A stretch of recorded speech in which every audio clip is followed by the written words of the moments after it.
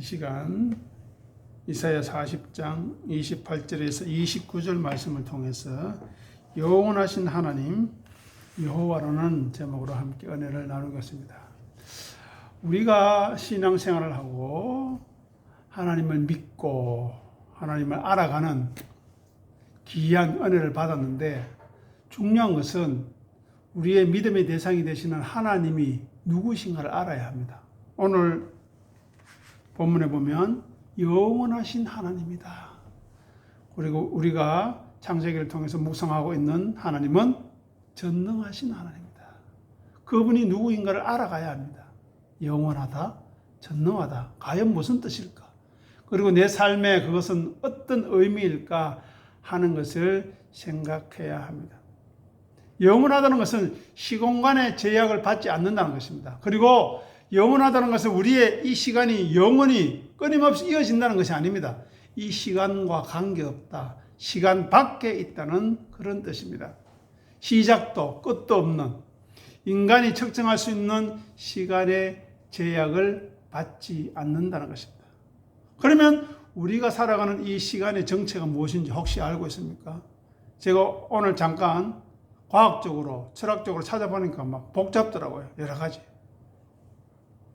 근데 간단하게 정리할 수 있는 것은, 우리는 시간 안에 갇혀 있지만 하나님은 시간과 관계없이, 공간과 관계없이 자기의 뜻을 온전히 이루시는 영원하신 하나님, 즉 하나님의 모든 속성 중에서 사랑, 공의, 언약의 하나님, 즉 환경의 변화에도 불구하고 항상 동일한 불변의 하나님인데, 하나님의 신실하심, 하나님의 미쁘심의 근거가 되는 것이 바로 하나님이 영원하다는 것입니다. 우리는 조변 섞개로 바뀌지 않습니까?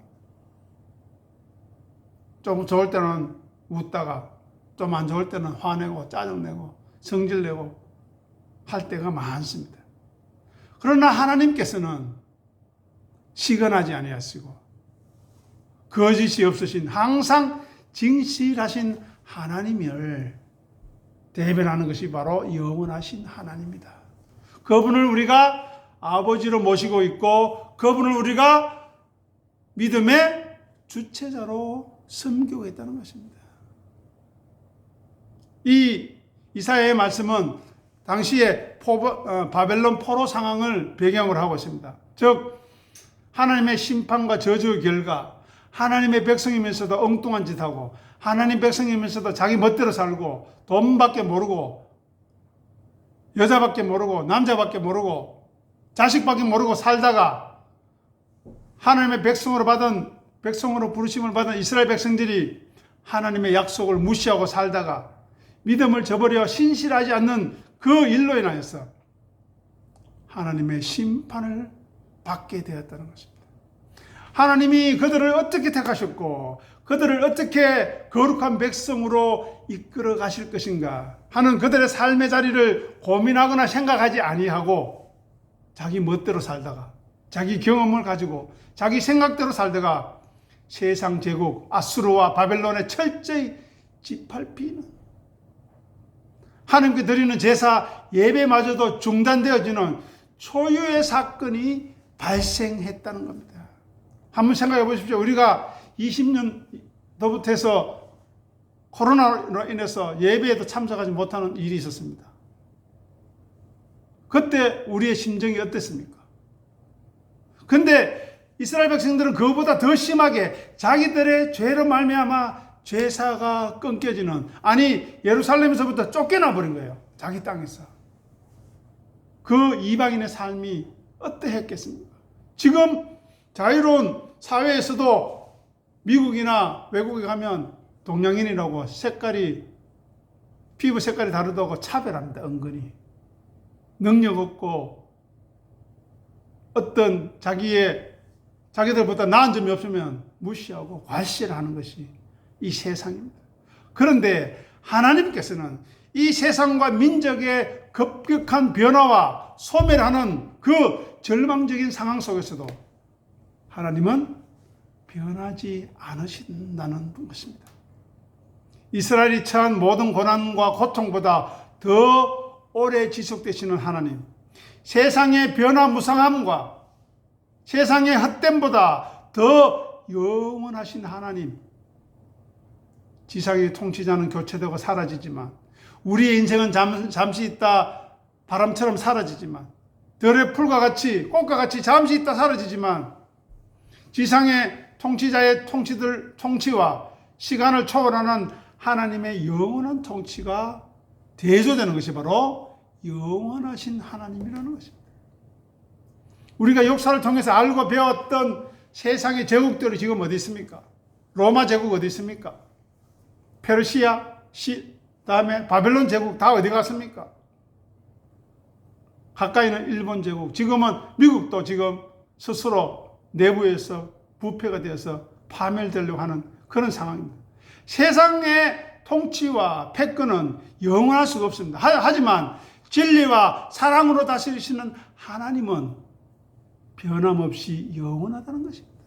그러니 우리의 믿음이 대상이 되시는 것입니다. 그리고 하나님은 자신의 약속을 절대로 깨뜨리지 않는 신실하신 분입니다. 그러니 우리들도 인간 간에 맺은 약속 신실하게 지키는 진실한 사람이 돼요. 그런데 그런 믿음을 헌시작처럼 버리는 사람이 있지 않습니까? 대수롭지 않게 여기는 사람이 있지 않습니까? 그런 사람들은 하나님을 모르는 사람입니다. 하나님을 아는데 어떻게 믿음을 저버리고 약속을 저버리고 그렇게 살아갈 수 있습니까? 이스라엘이 타락하고 멸망한다 할지라도 하나님은 아브라함과 이삭과 야곱과 맺은 언약을 기억하시고 그들을 반드시 구원하시는 영원하신 하나님이시라는 것입니다. 자, 시편 90편 1절에서 2절 말씀 읽어보겠습니다. 주여, 주는 대대에 우리의 거처가 되셨나이다. 산이 생기기 전, 땅과 세계도 주께서 조성하기 전, 곧 영원부터 영원까지 주는 하나님이시니이다. 아멘. 여기 보십시오. 대대에, 그리고 영원부터 영원까지 변하지 않는 하나님이십니다. 그분이 우리의 아버지시라고요. 그 믿음에 대한 든든함과 흔들림 없는 우리의 삶이 있어야 하는 겁니다. 유한하고 허무한 우리의 인간의 삶에 대해서 우리는 얼마나 인식하고 있습니까? 우리가 태어나서 몇 살 때부터 우리의 삶을 기억하고 그때부터 지금까지 현재의 삶을 한번 생각해 보십시오. 얼마나 많은 변화가 있었습니까? 그런데 감사하게도 변치 않는 믿음을 우리에게 허락하신 것 얼마나 귀하고 놀라운지. 우리가 겪는 고비고비마다 우리가 당하는 어려움과 억울함과 속상함에 비하면 우리에게 허락하신 은혜와 믿음은 얼마나 지금까지 지속되고 있는가 하는 것입니다. 영원하고 불변하신 하나님이 누구신가를 우리는 조금씩 알아가야 하겠습니다. 인간이 이 땅에서 안정과 보호를 얻을 유일한 자리, 거처는, 변하지 않는 거처는 어디라고요? 주님, 하나님, 우리의 거처가 되는 것입니다. 우리가 지금 살아가는 집, 우리가 지금 예배드리는 이 예배 자리 100년 지나면 있겠습니까? 사라질 수밖에 없습니다. 우리는 인간이 만든 건물이나 어떤 인간이 만든 건축물에 우리의 거처를 마련하는 것이 아니라 우리의 아버지 되시는 영원하신 하나님, 그분이 우리의 삶의 안식처가 되어야 합니다. 그런 말미암는 감사와 기쁨이 있어야 되죠. 남편도 아니고 아내도 아니고 자녀도 아닙니다. 돈도 아닙니다. 우리의 젊음도 아닙니다. 하지만 우리를 하나님의 자녀로 부르신 그 하나님, 그분이 이스라엘 역사 대대로 영원한 피난처가 되신다고 시편 90편에 나오는 기자는 모세로 추정되는데요. 그렇게 고백하고 있습니다. 출애굽의 역사, 홍해를 건너는 역사, 광야 40년의 역사, 가나안 정복의 역사, 그리고 예수님이 오기까지 이스라엘의 모든 역사를 통해서 하나님을 믿고 신뢰하는 자는 언제든지 흔들리지 않고 진실한 믿음을 이어왔다는 것입니다. 여기 보십시오. 산이 나옵니다. 산, 땅, 세 개가 나옵니다. 이것은 바로 인간의 시간을 측정하는 기준이 되는 조건이지요. 즉 창조 세계가 존재하기 이전에 하나님의 선지성과 자존성을 선포하시는데 땅과 산과 세계와 비교가 되는 누구요? 하나님. 하나님은 스스로 존재하시는 분이십니다. 우주와 산과 땅을 존재하게 만든 저와 여러분들을 예배의 자리로 이끌어 주신, 우리를 이 땅에 하나님의 사람으로 살게 하신 그 원인이, 이유가 하나님이시라는 것을 알 때 우리는 흔들리지 않을 것입니다. 그래서 여기 보십시오. 영원부터 영원까지 주는 하나님이십니다. 하나님의 영원성, 시간과 공간, 창조 세계의 제약을 받지 않는 하나님이 우리의 신앙의 대상이라는 것입니다. 그러니 이 시간 이후부터 영원하신 하나님이 누구신가 알게 해달라고 기도할 수 있기를 부탁합니다. 하나님의 절대적인 존재 방식이 영원입니다. 이것을 직역하면 이렇습니다. 숨겨진 시간, 과거로부터 숨겨진 시간, 미래까지라는 뜻입니다. 과거의 영원부터 미래의 영원까지라는 뜻입니다. 즉 시간이 시작되기 이전에도, 시간이 끝난 이후에도 여전히 계시는 하나님, 그분이 우리의 아버지시고 그분이 우리의 주인이시고 우리가 그분의 품에 있으면 우리도 어떻게 된다고요? 영원할 수 있다는 것입니다. 우리의 이 몸으로 영원하는 것이 아닙니다. 지금 우리의 스스로의 모습을 어떻게 인식하고 아니면 자존감을 가지고 계시든지 아니면 좀 스스로 평가절하하는지는 모르겠습니다만 우리는 예수님처럼 부활체에 변화된 몸을 입을 사람입니다. 지금 이 모습이 우리의 모습이 다가 아니라는 거예요. 나중에 하늘 날아가서 권사님이 이런 분이셨어요. 장로님이 이런 분이셨어요. 집사님이 이런 분이셨어요. 라고 놀랄 만큼, 아니 내가 이런 존재였는지 놀랄 만큼 새 몸을 우리에게 주신다니까요. 그 은혜도 예비되어 있습니다. 시간이 시작되기 이전에 시간을 창조하시고 시간을 초월하신, 즉 시간의 개념 자체를 시작하시고 마무리하시는 창조하신 하나님이 우리의 하나님이시고 우리의 뭐가 된다고요? 거처가 된다. 여기 보십시오. 거처. 우리가 살아갈 수 있는 믿음의 자리가 된다는 것입니다. 그러니 시간의 흐름에 따라서 과거, 현재, 미래에 갇히지 아니하시고 초월하에 계신 하나님이 우리의 하나님이시기 때문에 우리가 이 육체의 몸을 벗어던지고 새 몸을 입었을 때 우리는 영원한 하나님과 우리 주 예수 그리스도와 함께하는 그 은혜를 누리게 될 것입니다. 그러려면 영원하신 하나님이 누구신지 알아야 하고 그분을 믿어야 하고 우리도 믿음 안에 온전히 서가야 하는 것입니다. 그래서 하나님의 영원하신 불변성, 시간의 지남에 따라서 변하고 쇠퇴하는 유한한 우리 인간과는 달리 하나님은 항상 동일하게 처음과 나중이 되셔서 지금도 우리를 지켜보고 계시고 영과 진리로 드리는 예배 드리는 참 예배자를 지금도 찾고 계시는 분이심을 생각해야 합니다. 그래서 하나님의 본질과 능력은 조금 더 약해지지도 변하지도 않으니 우리에게 주신 믿음도 같은 것임을 깊이 생각해야 합니다. 오늘 본문 이사야 40장 28절 마지막 부분에 한번 보십시오. 피곤하다, 곤비하다 이런 말이 나옵니다. 창조하신 이는 피곤하지도 않고 곤비하지도 않습니다. 이것이 무슨 말입니까? 피곤하다, 곤비하다는 것은 무슨 말입니까? 힘이 다 떨어졌다. 우리의 육체에 한계가 있다는 것입니다. 나이에 한계가 있다는 것입니다. 또 신앙적으로는 정서적으로는 무력감과 낙심에 빠질 수 있다는 것입니다. 내 환경 보고 내 자녀들이 어려운 거 보고 내 기도 안 들어지는 거 보고 그럴 수 있다는 것입니다. 그리고 우리는 사단 마귀의 유혹의 손길에 노출되어 있고 우리는 여전히 타락한 피가 흐르는 육체를 가지고 살아가고 있습니다. 그래서 피곤하고 곤비하게 되면 어떻습니까? 사람이 판단력이 흐려지게 됩니다. 육체의 소욕을 따라 행하게 됩니다. 또 이 육체를 가지고 하나님을 섬기고 그 명령을 따라 행하는 길이 결코 쉽지 않다는 것입니다.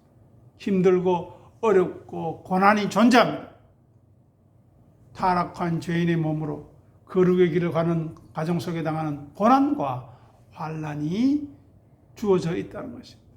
그런데 감사하게도 우리 하나님은 영적인 힘의 무한함을 가지고 있다고 합니다.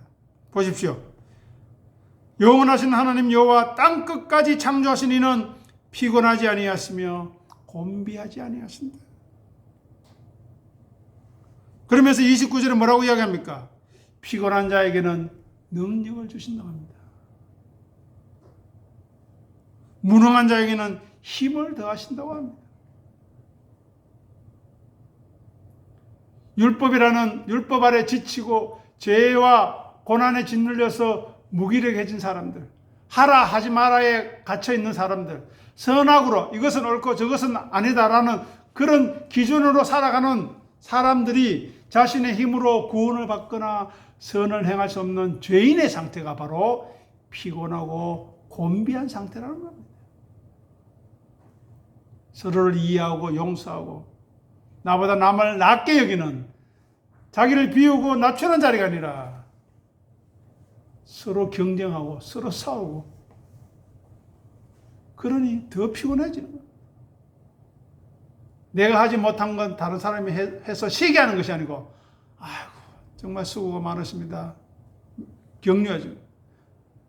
남이 못하는 건 내가 하기 때문에 자랑하는 것이 아니라 주의 은혜를 했을 뿐이죠 라고 겸손해하는 그 사람에게 하나님은 새 힘을 주시고 능력을 주시는 것입니다.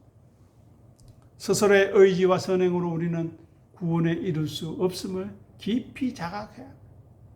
우리의 무능함과 불가능함과 우리의 어리석음을 인정하고 전적으로 하나님의 은혜가 필요한 상태임을 우리가 생각해야 합니다. 그래서 여기서 말하는 능력과 힘은 죄와 사탄의 싸움에서 진리의 성령님의 능력을 공급해 주시겠다는 말을 의미합니다. 우리의 구원에 필요한 믿음을 주시겠다는 것입니다.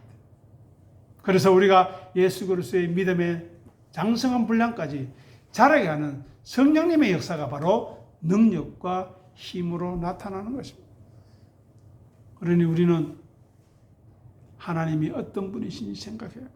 여기 보면 하나님은 영원하신 하나님, 창조주 하나님, 28절 그죠? 그리고 명철이 한이 없으신 하나님이라고 합니다. 즉 제한이 없다고 합니다. 이해력과 지력에 있어서 무한하시다고 합니다. 그 명철이 많으신 분이 은혜를 구하고 말씀을 갈급하는 자에게 능력과 힘을 주시는 분이라는 것입니다. 그 심령들이 누구입니까? 바로 하나님의 말씀을 사모하고 하나님의 말씀에 순종하기 위하여 겸손히 하나님 앞에 무릎 꿇는, 마리아가 예수님의 말씀을 듣기 위해서 그 발치 앞에서 예수님만을 사모하고 바라보는 그 간절한 마음을 가진 사람에게 말씀을 허락하여 주시고 또 그 말씀을 깨닫고 진리의 길을 꾸준히 끝까지 걸어갈 수 있도록 힘과 능력을 주시겠다는 것입니다. 그리고 하나님은 모든 존재의 생각과 가능성까지 완전하게 알고 계시는 전지전능하신 분이십니다. 우리의 부조리와 우리의 악함과 우리의 더러움을 알고 계십니다. 우리의 못남을 알고 계십니다. 그럼에도 불구하고 은혜를 사모하며 예배를 사모하는 심령에게 새 힘과 능력을 주시겠다 약속하고 있습니다. 그러니 이 말씀을 가지고 기도할 수 있기를 바라는 것입니다. 여기 29절에 보면 우리가 조금 더 주목해야 할 단어가 있는데 동사가 있죠. 29절 보십시오. 능력을 어떻게 한다고요? 주신다. 다음에 힘을 어떻게 한다고요? 더하신다. 누구에게요? 우리에게. 우리에게 주시는 분입니다. 하나님은 자신의 전능함을, 힘을 혼자 소유하시는 분이 아니라 주시기를 원하시고 우리에게 더해 주시기를 원하시는 분이 우리의 하나님이시라는 것입니다. 피곤하고 곤비하고 고갈된 피조물들에게 흘려보내시는 하나님의 은혜를 말씀하는 것입니다. 다만 그 하나님의 힘을 공급받을 수 있는 조건이 있는데 그것이 무엇인가? 바로 스스로가 힘없는 존재임을, 불가능한 존재임을, 나는 하나님의 은혜가 없이는 단 한순간도 설 수 없는 연약한 먼지와 티끌 같은 존재임을 인정하고 고백하는 심정에게 그 힘과 능력을 주시겠다는 것입니다. 한번 생각해 보십시오. 우리가 이제까지 살아오면서 힘들고 어려울 때 하나님으로부터 어떤 힘과 능력을 공급받으며 살아왔는가 하는 것입니다. 또 이 시간 이후로 하나님께서 우리에게 어떤 힘과 능력으로 더해 주시고 허락해 주실 것인가 하는 것입니다. 그것은 바로 자기의 무능력함을 아는 자, 십자가의 은혜를 사모하는 자, 그들에게 하나님의 능력을 요청하십니다. 그들의 기도를 들어주시는 은혜를 허락하신다는 것입니다. 이것이 바로 약할 때 강하게 되는 성경의 역설입니다. 세상 사람들은 약하고 약하다가 그냥 쓰러져 죽습니다. 피곤하다 그냥 사라지는 것입니다.